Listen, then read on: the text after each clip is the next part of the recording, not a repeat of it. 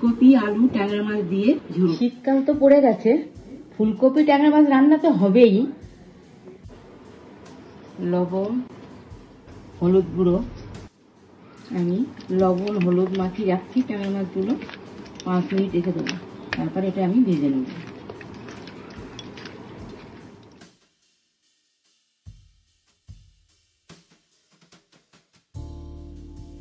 কড়া আমার গরম হয়ে গেছে, এবার আমি তেল দিয়ে দিচ্ছি, সরষের তেল।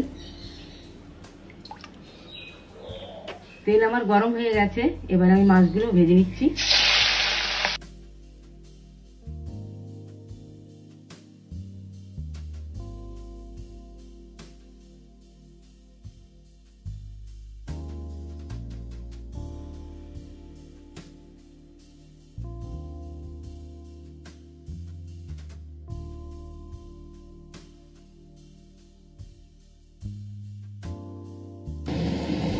আলুটা আমি অল্প ভেজে নেব।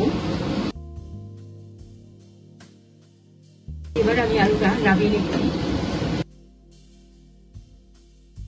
এবার আমি ফুলকপিটা ভেজে নেব।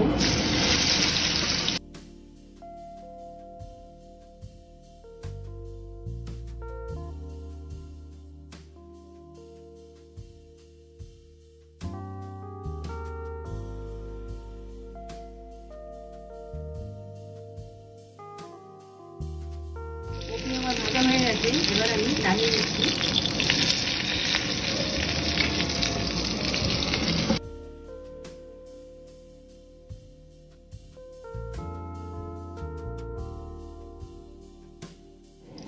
তেজপাতা,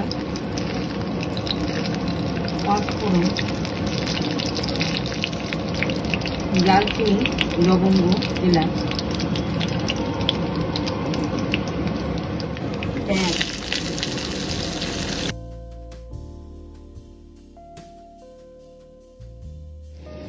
চারটে কাঁচা লঙ্কা আমি চিড়ে নিয়েছি, আদা বাটা, হলুদ গুঁড়ো, ধনে গুঁড়ো, জিরে গুঁড়ো,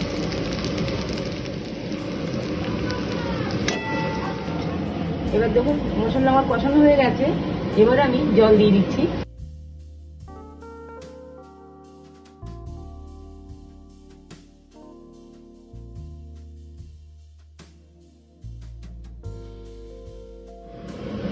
লবণটা আপনারা স্বাদ মতো দেবেন।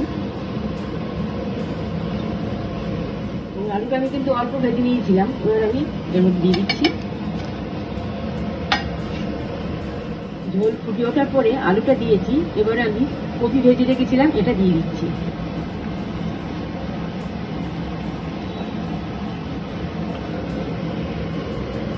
এবার গরম মশলা দিয়ে এটা আমি নামিয়ে নেব।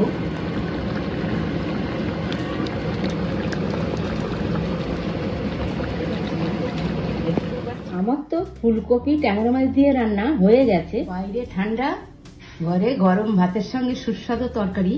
ঈদের সময় এরকম সুস্বাদু রান্না রেসিপি পেতে আমার চ্যানেল লাইক ও শেয়ার করতে ভুলবেন না।